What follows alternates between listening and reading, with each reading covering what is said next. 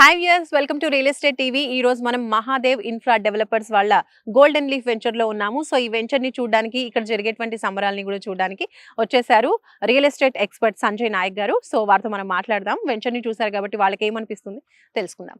సంజయ్ నాయక్ గారు, నమస్తే అండి. నమస్తే madam. So first of all చూసారు కదా గోల్డెన్ లీఫ్ వెంచర్, ఎలా అనిపించింది మీకు?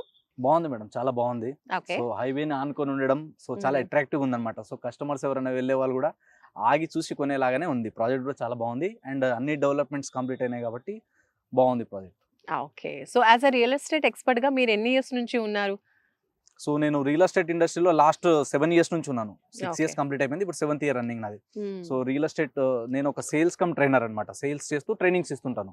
ఓకే. సో రియల్ ఎస్టేట్లో ఎలా కొత్త వాళ్ళు వచ్చినప్పుడు ఎలా గ్రో అవ్వాలి అనేది చెప్పడమే కాకుండా, సో రియల్ ఎస్టేట్లో ఎవరైనా ఇన్వెస్ట్మెంట్ చేయాలనుకున్నప్పుడు ఎలాంటి ప్రాజెక్ట్లో ఇన్వెస్ట్మెంట్ చేయాలి, ఎలాంటి హైవేస్లో ఇన్వెస్ట్మెంట్ చేయాలి, సో ఇన్వెస్ట్మెంట్ చేసే ముందు ఎలాంటి జాగ్రత్తలు మనం తీసుకోవాలి, సో వీటికి సంబంధించి అవేర్నెస్ వీడియోస్ అనేది కూడా రెగ్యులర్ గా ఇప్పటి వరకు మీలాంటి వాళ్ళందరి బ్లెస్సింగ్స్ సపోర్ట్ తో ఒక 400 వీడియోస్ ఉంటాయి యూట్యూబ్ లో. సంజయ్ నాయక్ గారు, సో ఏ హైవేలో ఎక్కువగా రియల్ ఎస్టేట్ భూమి ఎక్కువ ఉందని చెప్తారు మీరు? సో ఇప్పుడు మనకి హైదరాబాద్ అనేది ఒక మహర్దశ పట్టబోతుంది హైదరాబాద్ కి. దానికి ఒక మేజర్ రీజన్ ఏంటంటే రీజనల్ రింగ్ రోడ్. సో ఇప్పుడు మనం ఇన్వెస్ట్మెంట్ చేసేటప్పుడు ఫస్ట్ చూడాల్సింది ఏంటంటే రీజనల్ రింగ్ రోడ్ లోపల ఎక్కడ ఇన్వెస్ట్మెంట్ చేసినా కూడా రానున్న 10 సంవత్సరాల్లో అద్భుతమైన రిటర్న్స్ వస్తాయి.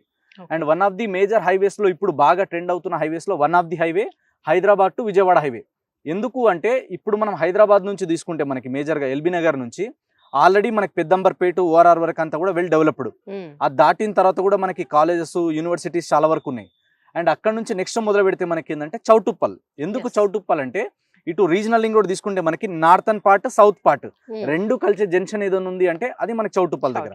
సో చౌటుప్పల్ ఏంటంటే రానున్నటువంటి 10 సంవత్సరాల్లో మేజర్ హబ్ గా మారుతుంది. సో ఇటు మనకి ఈస్ట్ వెళ్ళడానికైనా, ఇటు సౌత్ సైడ్ కి వెళ్ళడానికైనా.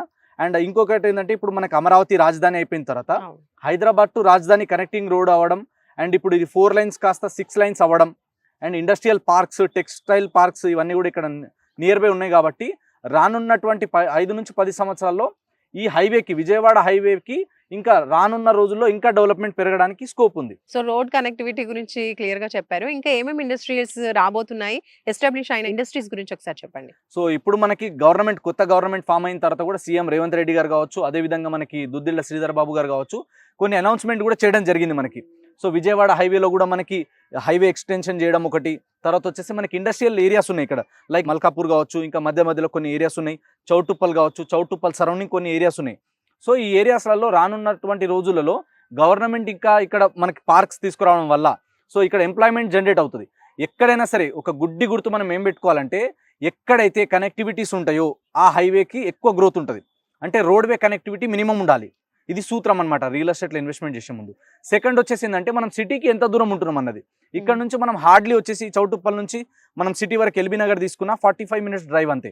సో 45 minutesలో మనం సిటీలోకి వెళ్ళిపోతున్నాం. అదేవిధంగా ఏంటంటే జస్ట్ 25 minute డిస్టెన్స్లో ఓఆర్ఆర్కి టచ్ అవుతున్నాం. And tourist places near by ఉన్నాయి.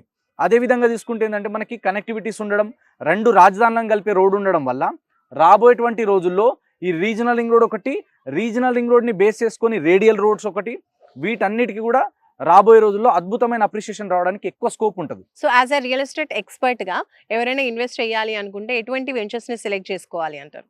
సో ఇప్పుడున్న మార్కెట్ కండిషన్లో ఏంటంటే ఎప్పుడైనా సరే మనం ప్రాపర్టీస్లో ఇన్వెస్ట్మెంట్ చేసే ముందు first preference go for HMDA.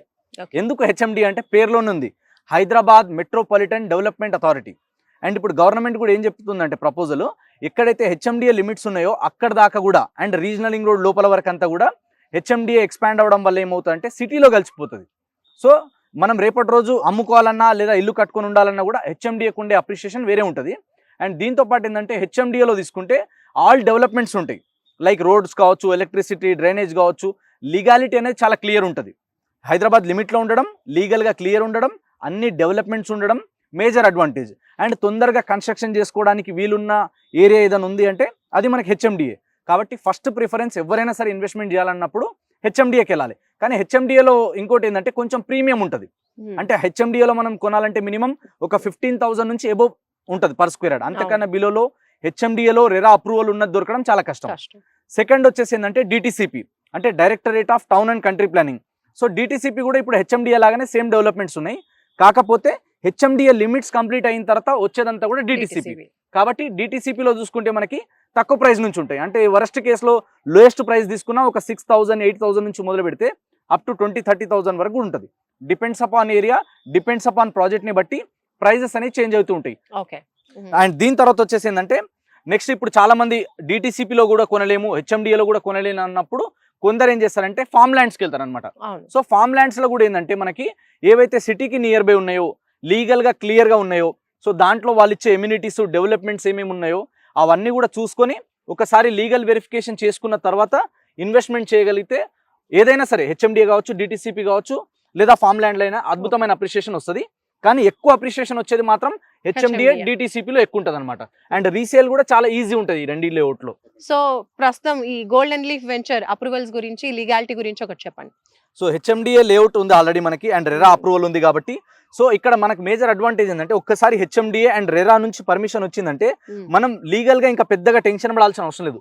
ఎందుకంటే అదంతా కూడా వాళ్ళు చెక్ చేసిన తర్వాతనే క్లియర్ ఉంటేనే మనకు అప్రూవల్ ఇస్తారు. సో హెచ్ఎండిఏ కానీ లేదా మనం డిటిసిపిలో ఉన్నప్పుడు అప్రూవల్స్ గురించి ఈ రోజు ఉన్న సిచ్యువేషన్ లో పెద్దగా ఇబ్బంది పడాల్సిన అవసరం లేదు, అన్ని క్లియర్ ఉంటాయి. ఒకటి ఏంటంటే ఒకసారి మనం లీగల్ ఏదైతే లింక్ డాక్యుమెంట్ ఉంటుందో లింక్ డాక్యుమెంట్ ఒకసారి, ఈసీ డాక్యుమెంట్ ఒకసారి చెక్ చేసుకుంటే సరిపోతుంది. అండ్ ఎల్పీ నంబర్ ఉందా లేదా అన్న చెక్ చేసుకోవాలి. ఒకసారి ఎల్పీ నంబర్ ఉందంటే కనుక దీంట్లో మార్పులు చేయడానికి, ఎనీ ప్రాజెక్ట్ చేంజెస్ చేయడానికి ప్రాజెక్ట్ వాళ్ళకి అధికారం ఉండదు. కాబట్టి హెచ్ఎండి అప్రూవ్డ్ ఉంది అంటే కనుక మనం లీగల్గా పెద్ద ఇబ్బంది పడాల్సిన అవసరం లేదు. కంపెనీ అక్కడ ఉన్న పీపుల్ ఎవరైతే ఉన్నారో వాళ్ళతో మాట్లాడిన తర్వాత వాళ్ళు ఇచ్చే లీగాలిటీ కావచ్చు, వాళ్ళు ఇచ్చే బెనిఫిట్స్ కావచ్చు, అన్ని క్లియర్ ఉన్నాయా లేదా చూసుకొని మనం ఇన్వెస్ట్మెంట్ చేయొచ్చు. ఓకే. సో ఇప్పుడు గోల్డెన్ లీఫ్ వెంచర్ ని అంతా మీరు చూసారు, మీకు ఎలా అనిపించింది? కస్టమర్స్ కి మీరు ఏం చెప్తారు ఈ వెంచర్ గురించి? సో గోల్డెన్ లీఫ్ వెంచర్ అంటే ఇప్పుడు సార్ నాకు చాలా రోజుల నుంచి తెలుసు, సో అందుకని చెప్పేసి అలా విజిట్ చేయడం జరిగింది. సో ఈ ప్రాజెక్ట్ ఏంటంటే మేజర్ గా మనకి హైదరాబాద్ నుంచి విజయవాడ వెళ్ళే హైవే రూట్ కానుకొని ఉండడం, దాంతో పాటు ఏంటంటే లోపలికి వచ్చిన తర్వాత చాలా పాజిటివ్ వైబ్ వచ్చింది. ఎందుకంటే ఓవరాల్ గా మొత్తం కంపౌండ్ వాల్ ఉంది, ఎలక్ట్రిసిటీ లైన్స్ ఉన్నాయి, డ్రైనేజ్ లైన్స్ ఉన్నాయి, వాటర్ కనెక్షన్ ఉంది. తర్వాత వచ్చేసి మనకి 24/7 సెక్యూరిటీ ప్రొవైడ్ చేస్తున్నారు, గ్రాండ్ ఎంట్రెన్స్ ఆర్చ్ ఉంది. సో అన్ని డెవలప్మెంట్స్ అయిపోయాయి కాబట్టి ఇంకా కస్టమర్ ఎవరు వచ్చినా కూడా చూడడానికి బాగుంది, ఇన్వెస్ట్మెంట్ చేయొచ్చు అన్న ఫీలింగ్ అయితే వచ్చింది. సో ఇప్పుడు అంత డెవలప్మెంట్స్ అన్ని కంప్లీట్ అయిపోయాయి కాబట్టి చూడడానికి కూడా వెంచర్ చాలా బ్యూటిఫుల్ గా కనిపిస్తుంది. సో హైవే ఫేసింగ్ ఉంది కాబట్టి కొంటారు యాక్చువల్ గా వచ్చిన వాళ్ళు. కానీ రీసేల్ వాల్యూ గురించి ఎలా అనిపిస్తుంది యాజ్ అన్ ఎక్స్పర్ట్? ఫ్యూచర్ లో ఎన్ని ఇయర్స్ లో మంచి రీసేల్ అనేది చేస్తే కనుక మంచి అప్రిసియేషన్ రావచ్చు అని మీ అభిప్రాయం ఏంటి? ఎప్పుడైనా సరే రియల్ ఎస్టేట్ లో ఇన్వెస్ట్మెంట్ చేసేటప్పుడు మనం ఓవర్ నైట్ లో ప్రైజెస్ పెరగాలనుకోవడం మిత్తది, భ్రమది, ఎప్పుడు జరగదు అట్లా. కాబట్టి రియల్ ఎస్టేట్ లోనే పేరులోనే ఉంది, నిజమైన స్థిరమైన ఆస్తి ఎప్పుడవుతుంది అంటే ఎప్పుడైతే మనం ఒక మంచి ప్రైస్ లో కొని హోల్డ్ చేస్తే అది లాంగ్ టర్మ్, అంటే ఎంత ఎక్కువ టైం వెయిట్ చేస్తే దాన్ని బేస్ చేసుకొని కంపౌండింగ్ ఇంట్రెస్ట్ అవుతుంది. సో కంపౌండింగ్ అనేది ఎప్పుడు అవుతుంది అంటే టైంతో పాటు పెరిగేది. ఎక్కడైనా సరే నేను పర్సనల్ గా సజెస్ట్ చేసేది ఏంటంటే any investor or any customer ప్రాపర్టీలో ఇన్వెస్ట్మెంట్ చేసే ముందు మినిమం మీరు ఒక 5 to 10 years వెయిట్ చేయగలిగితే అప్రిషియేషన్ అద్భుతంగా ఉంటుంది. ఎందుకంటే ఏమైనా పొలిటికల్ చేంజెస్ వచ్చినప్పుడు, గవర్నమెంట్ మారినప్పుడు, ఏమైనా అనౌన్స్మెంట్స్ కొన్ని చేంజెస్ అయినప్పుడు కొన్నిసార్లు ఏంటంటే 1 year కి 2 year కి పెరగాల్సింది 3 years 4 years కూడా పట్టొచ్చు. కాబట్టి మనం ఇదే టైంలో ఇంత టైంలోనే ఖచ్చితంగా విరిగిపోతుంది అని చెప్పడానికి లేదు. కాబట్టి ఎప్పుడైనా మనం ప్రాపర్టీ కొనేటప్పుడు సరౌండింగ్ ఏరియా ఎలా ఉంది, డెవలప్మెంట్స్ ఏ విధంగా ఉన్నాయి, ఎంప్లాయ్మెంట్ ఏ విధంగా పెరగబోతుంది, ఇక్కడ ఇన్వెస్ట్మెంట్ చేస్తే నెక్స్ట్ 5 to 10 years లో ఏ విధమైన గ్రోత్ వస్తుంది అన్నది సరౌండింగ్ ఏరియాస్. అంటే పెద్దలు అంటుంటారు అనమాట, మా గురువు నాకు ఎప్పుడు చెప్తుండేవాడు, పెళ్లి చేసుకునేటప్పుడు అటు 7 తరాలు చూడాలి, ఇటు 7 తరాలు చూడాలి. ఎందుకు అంటే వాళ్ళ వంశం గురించి తెలుస్తుంది, వాళ్ళ ఫ్యామిలీ గురించి తెలుస్తుంది. అదే విధంగా ప్రాపర్టీ కొనేటప్పుడు కూడా సరౌండింగ్ 20-30 కిలోమీటర్ రేడియస్ చూసుకోవాలి. దాన్ని బేస్ చేసుకునే రేట్స్ అనేది పెరుగుతాయి. కాబట్టి ఇక్కడున్న మార్కెట్ కండిషన్ కి చౌటుప్పల్ అనేది ప్రైమ్ లొకేషన్ అవ్వడం, చౌటుప్పల్ సరౌండింగ్ లో మంచి గ్రోత్ కి స్కోప్ ఉంది. కాబట్టి ఫ్యూచర్ లో అద్భుతమైన పెరగడానికి స్కోప్ ఉందన్నమాట.